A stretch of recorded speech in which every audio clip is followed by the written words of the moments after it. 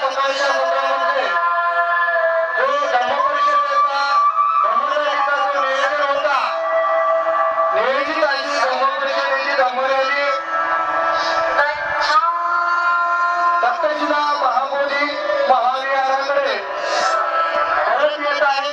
अवघ्या काही क्षणामध्ये धम्मरॅली पेंडाच्या दिशेने येत आहे आणि दुसऱ्या सत्राच्या कार्यक्रमाला त्यानंतर सुरुवात होईल.